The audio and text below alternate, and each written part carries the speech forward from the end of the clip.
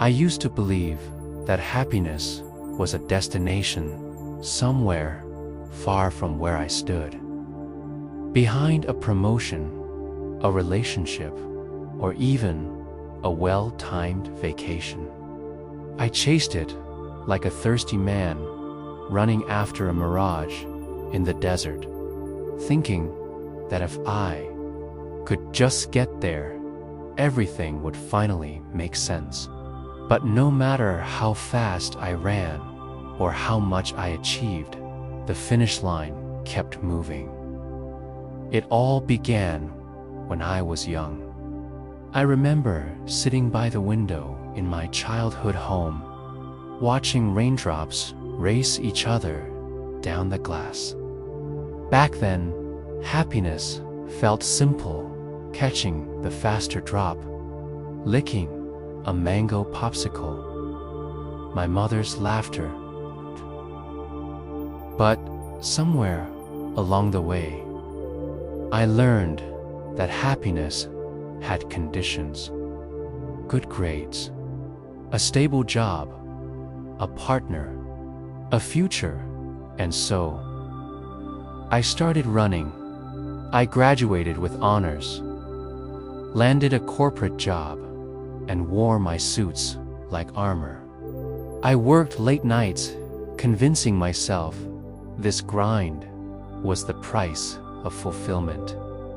My phone was full of calendar reminders, unread emails, and motivational quotes.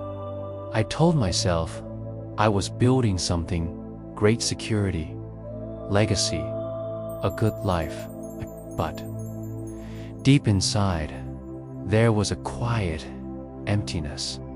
I laughed in meetings and smiled at clients, but when I came home, silence settled like dust on everything. I tried to fill that silence. I bought expensive gadgets, traveled to exotic places, signed up for mindfulness apps, and even dated with a checklist in mind. Each new experience felt like a sugar rush, short, intense, and ultimately leaving me more hollow than before. I was consuming life, not living it. Then came the night I couldn't sleep. Not the kind of sleeplessness caused by coffee or emails, but a deep unrest. My chest felt tight, like something ancient inside me was trying to speak. I remember walking out into the balcony, the city lights flickering like dying stars. I whispered to no one, "Why do I feel so tired, even when I've done everything right?" That night, I found a video on the Four Noble Truths. I hadn't searched for it, it simply appeared in the suggestions. Maybe it was coincidence, maybe not. But I clicked. I had heard of the Buddha before, but never really listened. But that video, those teachings, they didn't just inform me. They pierced me. The first noble truth hit like lightning. Life contains suffering. It wasn't just me. It wasn't failure. It wasn't lack. It was the human condition. The second truth followed. Suffering comes from craving, from clinging to things, moments, expectations. I remember pausing the video and just sitting there, stunned. Could it be that all this running was the very reason I wasn't arriving? The next morning, I didn't go to the office. I took a train to a small monastery I had heard about once, hidden in the hills outside the city. I had no plan, only questions. When I arrived, an old monk greeted me with a smile so calm, it made me uneasy. He didn't ask why I was there. He simply handed me a broom and said, "Sweep the leaves, one by one." I spent hours under the trees, sweeping fallen leaves that never seemed to stop falling. At first, I thought it was pointless. Then, I realized something strange. I had stopped thinking. I wasn't plotting my next step or reliving old memories. I was just present. Each leaf, each breath, each sound of the wind became enough. Later, that evening, I asked the old monk, "Why does happiness always feel just out of reach?" He looked at me and replied, "Because you're chasing a shadow that moves when you move. Stop running, sit still. Let the happiness find you." I didn't understand fully then, but his words clung to me like dew on morning grass. I stayed. For 3 days, no phones, no internet, no goals. Just silence, meals, and mindfulness. And in those 3 days, I cried for no reason. I laughed at ants. I watched the sky change color like it was the first time. When I returned to the city, the noise hadn't changed, but something inside me had. I still worked, still paid bills, still walked crowded streets. But now I carried a deeper awareness. I no longer told myself, "I'll be happy when ... Instead, I began asking, what is this moment asking me to notice? I realized happiness isn't a treasure buried at the end of a to-do list. It's not in a better body, a higher salary, or even spiritual enlightenment. It's in sipping tea slowly, in the warmth of sunlight on your skin, in truly listening to a friend. It's in the breath, in being here. That old monk never told me what to do. He just showed me how to stop running, stop grasping, stop searching. Happiness isn't a place you go to. It's what remains when you stop trying to escape where you are. And now, when people ask me, "Have you found happiness?" I smile and say, "No." But I stopped chasing it. And that made all the difference. I didn't understand suffering, not really. I thought suffering meant pain, or heartbreak, or death. Something obvious, something loud. But suffering is often subtle. It hides in our smiles, in our busyness, in the quiet way we feel unfulfilled, even when everything looks perfect on the outside. I used to think I was doing fine. I wasn't sick, I wasn't poor, I wasn't alone. Yet I carried this strange discomfort all the time, like a faint ache I couldn't quite locate, a kind of spiritual tiredness, the kind that whispers, "There must be more than this." It was during my second visit to the monastery that I finally gave that whisper space to breathe. I arrived unannounced again. This time, not seeking answers, just seeking quiet. The same old monk saw me. He didn't say much, just nodded and handed me a bowl of rice. We ate in silence. Later, he sat across from me on the wooden steps under the banyan tree. The wind rustled the leaves above us, and the sun filtered down. Like it too was listening. I broke the silence first. Why do I always feel like I'm waiting for something? Like this, isn't it? He looked at me with kind eyes and said, "Because it isn't." That confused me. Was he saying I was right to feel incomplete? He continued, "The Buddha taught that life, as we usually live it, contains dukkha, suffering. It's not your failure. It's the nature of things that change." I remember feeling both relieved and unsettled.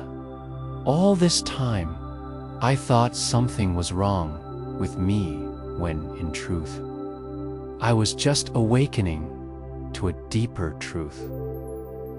The monk told me a story from the Buddha's life before he became the Buddha. Prince Siddhartha lived in a palace shielded from the world's pain. His father made sure of it. No aging, no illness, no death, just luxury. But one day, Siddhartha left the palace and saw the real world. An old man hunched over with time. A sick man trembling in fever. A corpse being carried in silence. And finally, a serene monk who had let go of all attachments. That was the moment everything changed for him. The illusion of permanence shattered. He saw suffering not as a personal tragedy, but as a universal condition. When the monk finished the story, he asked me softly, "What do you run from?" I didn't answer, not right away. Because the truth was I ran from everything. From fear of not being good enough. From guilt over not being more grateful. From the terrifying thought that even joy is temporary. Over the next few days, I sat in the meditation hall, watching my mind like a wild horse. Thoughts galloped, emotions kicked. My knees ached, my back screamed. I wanted to quit, but then something shifted. One morning, while focusing on my breath, I felt a wave of sadness rise up. Usually, I would distract myself, check my phone, turn on music, talk to someone. But here, I had no escape, so I just sat with it. And in that stillness, I saw it clearly. I wasn't sad because something was wrong. I was sad because I always demanded that everything be right. I remembered something else. The monk said, "Clinging is suffering. You cling to pleasure, it fades. You cling to people, they change. You cling to life ends. Let go, and you will suffer less." That's when I realized liberation isn't some mystical achievement far away in the Himalayas. Liberation begins in tiny moments when we stop grasping. One afternoon, I watched a leaf fall from a tree, just a single leaf. It danced its way down, weightless, effortless, beautiful, and it landed in silence. That leaf wasn't fighting gravity. It wasn't trying to hold on to the branch. It simply surrendered. And in that surrender, there was no pain, only peace. That evening, I asked the monk, "Is it really possible to be free from suffering?" He smiled. "Not from pain," he said, "but from the suffering you add to it. Pain is a wave. Suffering is your resistance to it. Let the wave pass." I thought about all the ways I resisted life, wanting things to be different, wanting people to stay, wanting time to pause. It was always resistance. But when I stopped resisting, even just for a breath, found something else, a quiet space beneath the noise, a place where peace wasn't a reward, but a resting place. Always there, waiting. I began to see the people around me differently. A woman crying on a bus, a man yelling on his phone, a child throwing a tantrum. I no longer judged them. I saw their suffering, different shapes of the same burden I carried. And in that shared suffering, I felt compassion. I once believed life was about avoiding pain. Now I see it's about understanding it. We suffer because we are human, but we are also capable of waking up. The door to liberation isn't locked. It's simply unnoticed. The monk told me one last thing before I left. Freedom is not in escaping suffering. It is in knowing it, understanding it, and no longer fearing it. I carried those words with me, and every time I feel that old emptiness rising again, I don't run. I sit. I breathe. I bow not in defeat, but in awareness, because suffering is real. But so is the path beyond it. And for the first time in my life, I believe that's enough. It's strange how I used to live every day without really being there. I'd brush my teeth, thinking about work. I'd eat while scrolling through my phone. I'd walk without noticing the wind, drive without remembering the road. My mind was always somewhere else, planning, regretting, replaying, expecting. I lived like a ghost in my own life. It wasn't until I sat on that hard cushion at the monastery, legs crossed, back aching, eyes closed, that I truly met the present moment. The monk had told me, don't try to control your thoughts, just watch them like clouds. At first, that felt impossible. My thoughts were loud, messy, fast. 1 second I was thinking about a conversation from 3 years ago, and the next about what I'd eat for dinner back in the city. It was like my mind was a monkey jumping from branch to branch, never still. But the monk smiled and said, "That is the monkey mind. Don't fight it. Watch it. The mind is not your enemy. It is just untamed. So I began watching. I watched the breath come in. I watched it go out. I watched my thoughts rise and fall like waves. Some thoughts were angry, some were sweet. And slowly, I began to notice something I'd never seen before. I was not my thoughts.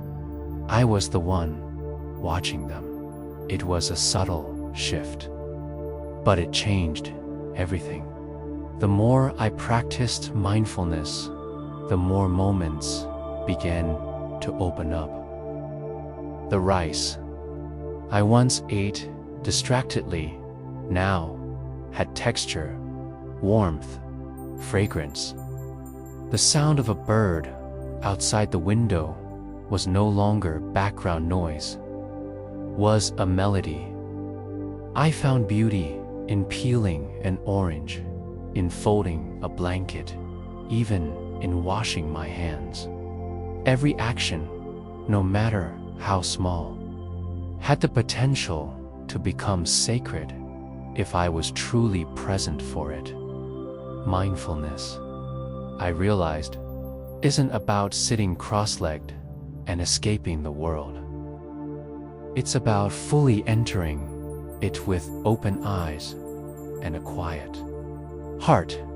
One day, the monk asked me to walk slowly through the garden, barefoot. "Don't go anywhere," he said. "Just walk." I didn't understand at first. My whole life had been about getting somewhere, reaching a goal, checking the next box. But here, there was nowhere to go. So I walked, one step at a time. I felt the earth beneath my feet, the coolness of stone, the warmth of sunlit soil, the tickle of grass. I listened to the rustle of leaves, the buzz of bees, the distant hum of a prayer bell. I breathed, and in that walks, so slow, I felt more alive than I had in years. It occurred to me then I had been sleepwalking through my life. Mindfulness was not a technique. It was a gentle waking up. Later, I asked the monk, why is the present moment so hard to stay in? He replied, because the ego cannot survive here. It lives in stories, who you were, who you should be. But the present moment requires no identity, only awareness. That stayed with me. I began to notice how much of my suffering came from resisting what is wishing for something else, someone else, some other time. But in the present, there is no resistance. There is just breath, just being. I remember one afternoon while washing my cup after tea, I caught myself thinking, this is boring. I should be doing something more important. But I paused. I returned to the feeling of water, the texture of the clay cup, the circular motion of my hand. I smiled. Nothing was missing. The monk once told me the story of a disciple who asked the Buddha, "Master, what do you and your monks practice every day?" The Buddha replied, "We eat, we walk, we wash." The disciple, confused, said, "But Master, everyone eats, walks, and washes." To which the Buddha replied, "Yes, but when we eat, we eat. When we walk, we walk. When we wash, we wash. I understood now what he meant. Mindfulness is not about adding anything to life. It's about subtracting distraction. It's about remembering that this moment, no matter how ordinary, is the only real thing we ever have. I returned to the city eventually. The noise was still there. The rush, the crowds, the endless notifications. But I was different. I had learned to pause now. When I feel anxious, I stop and breathe. Just 3 breaths, in, out, that's all. And somehow, the storm quiets. When I speak to someone, I look at them, not just to reply, but to listen.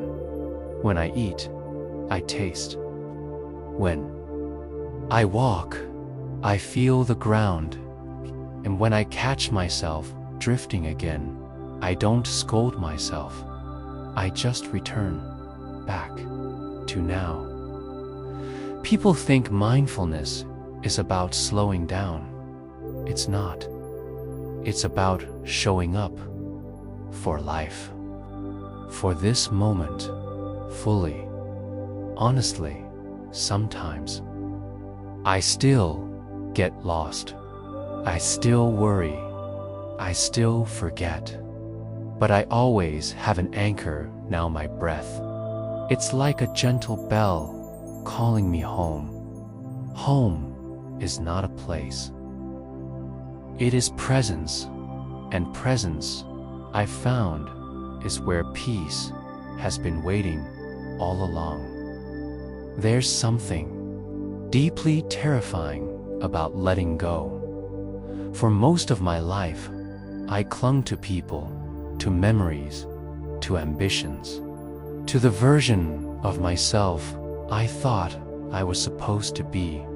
Letting go felt like giving up, like losing control. But I never realized that clinging was the very weight that kept me from flying.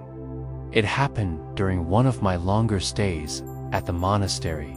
By then, I had grown more comfortable with the silence, the slow pace of the days, the rituals of cleaning, walking, meditating. But there was something still pulling at me. I couldn't name it. An unease, like a knot, just beneath the surface of my calm. One afternoon, after the midday meal, I noticed one of the younger monks drop his clay alms bowl. It shattered on the stone floor, sharp pieces skidding in all directions. Everyone paused. I expected him to look shocked or upset, but he just stood there for a moment, then bowed gently, gathered the pieces, and continued on, as if nothing had been lost. Later, I asked the elder monk, "Didn't that bowl matter? Doesn't he need it?" He replied, "Of course, but it was already broken." At first, I didn't understand. Then he explained, "Everything you love, everything you own, your body, your name, your relationships, they are already in the process of ending." Seeing that clearly doesn't create despair. It creates freedom, because you stop trying to trap something that was never meant to stay. That sentence hit me harder than I expected. It made me think of my father, whose voice had grown quieter over the years, of an old friend I hadn't spoken to since we argued, of the childhood home that no longer exists. I had carried so much inside mere regret, guilt. Long Yan called it love, but it was attachment. And attachment, I was learning, is not the same as connection. Attachment wants to possess. Love wants to free. That night, I couldn't sleep. I lay awake, staring at the wooden ceiling, thinking about all the things I was still holding tightly. Expectations, the fears, the invisible burdens that shaped my choices. I whispered to the darkness, "Why is it so hard to let go?" And somewhere in the silence, I remembered something the monk once said. Letting go doesn't mean pushing away. It means allowing things to be as they are, and no longer insisting they fit your idea of how they should be. I started small. I let go of needing to have all the answers. I let go of the resentment I carried towards someone who hurt me. I let go of the constant narrative in my head that said, "You are not enough." With every release, I felt lighter, not because life became easier, but because I stopped demanding that it be different. One morning, I walked up the hill behind the monastery to a spot where prayer flags fluttered in the breeze. From there, I could see the valley below villages, trees, winding roads like veins across the earth. I sat there for a long time, watching the clouds shift, the birds dive and glide. Everything moved. Nothing stayed still. And for the first time, I didn't want it to. I closed my eyes and said quietly, "I let go." Not as an escape, but as a return. Letting go wasn't weakness. It was the beginning of true strength.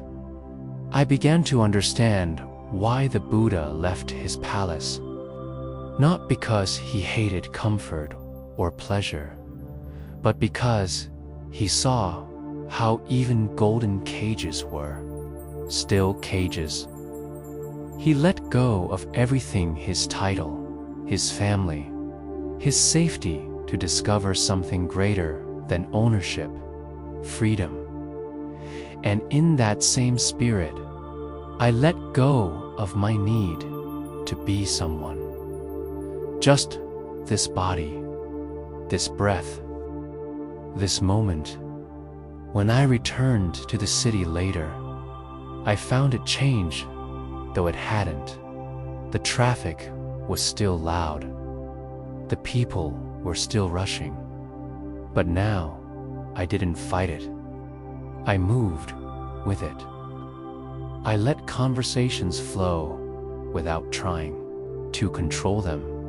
I let days unfold without trying to perfect them. I even let my sadness rise, sit beside me, and pass without judgment. And in doing so, I discovered a strange and beautiful paradox. The more I let go, the more life offered me. Peace came, not because I chased it, but because I made space for it. The elder monk once told me, "What you cling to owns you, but what you release reveals you." I understand now what he meant. Letting go isn't the end of love. It's the doorway to unconditional love. Letting go isn't the end of effort. It's the beginning of effortless presence. Letting go isn't death.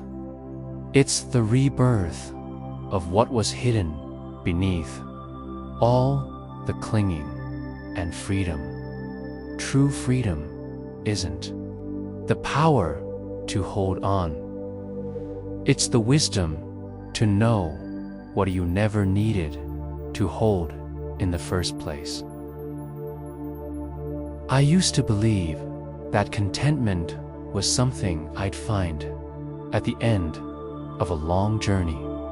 That one day, after all the struggles, after all the learning and healing, I'd finally arrive at a perfect state where nothing was missing and everything made sense. But the truth is, contentment never waited at the end. It had been quietly sitting next to me the whole time. I just didn't know how to look. It became clear during my final stay at the monastery. I had returned, not because I was searching anymore, but because I felt drawn back like a circle completing itself. The air felt the same, but I was not. The same, I no longer came with questions. I came with stillness. There was an old monk I hadn't spoken to before. He rarely talked, rarely joined the group meditations. He lived in a small hut at the edge of the forest. One evening, as the sky turned gold, I saw him sitting on a rock, gently smiling at nothing in particular. Just ... being. I sat nearby. Quietly, after a long silence, I asked, "Are you ever discontent?" He turned slowly toward me. His eyes were calm, ancient, like a pond undisturbed by wind. He didn't answer right away. Instead, he asked, "What do you think contentment is?" I thought for a moment. Maybe it's peace. Maybe it's feeling whole without needing anything. He nodded slightly. Yes, but it's also something simpler. Contentment, he said, is not about what you have or don't have. It's about your relationship with this moment, right now, just as it is. That night, I lay awake under the stars, thinking about his words.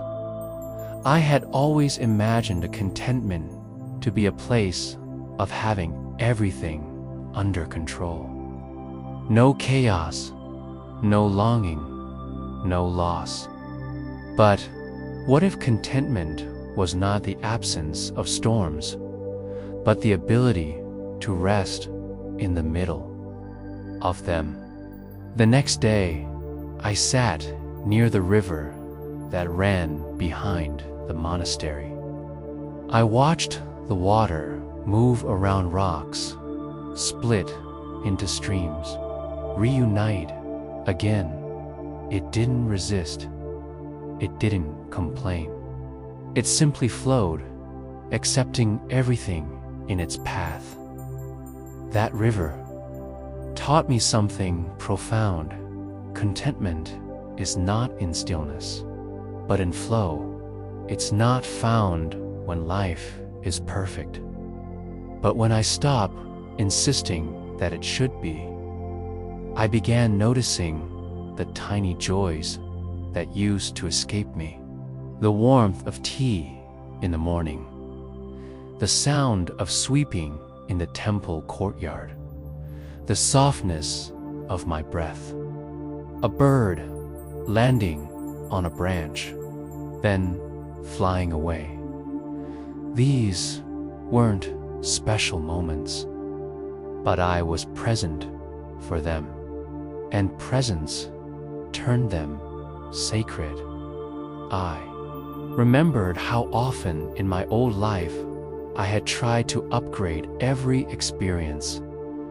A better chair, a better meal, a better version of myself, as if life needed constant improvement.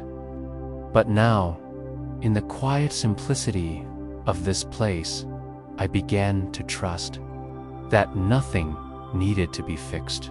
It only needed to be felt. One morning, the elder monk called me to help him tend to the garden. We pulled weeds, carried water, and planted seeds. When we finished, he said something that stayed with me. You don't grow the tree by pulling it. You water it, then let it be. It struck me how deeply that applied to everything in life. I had spent so much time pulling at life-forcing outcomes, rushing, healing, demanding clarity. But real contentment was gentler. It was the act of showing up with care and then letting go back in the city now. I carry that spirit with me. I no longer chase after highs. I don't measure my days by productivity. I don't compare my path to others. I still have goals, yes, but they don't define my worth. I allow myself to move at the pace of breath, to enjoy the quiet, to feel full even when things aren't perfect. Some days are heavy, some are light, some are loud, some are empty, but within all of them, I find moments of deep enoughness, the kind that cannot be bought or tautenly noticed. I've learned that contentment is not passive. It is an act of deep inner trust, a soft, steady whisper that says, "This is enough. You are enough, right here, right now." I see now that the search for happiness was always pointing me back, not forward, not toward more, but toward less, less grasping, less striving, less needing, and in that less, I found everything. A wise voice once said, "Peace is not the destination. Peace is the path." I finally understand. My journey didn't lead me to some grand revelation. It led me home to the silence between thoughts, to the space beneath, striving, to the still flame within. And that ... is where contentment lives.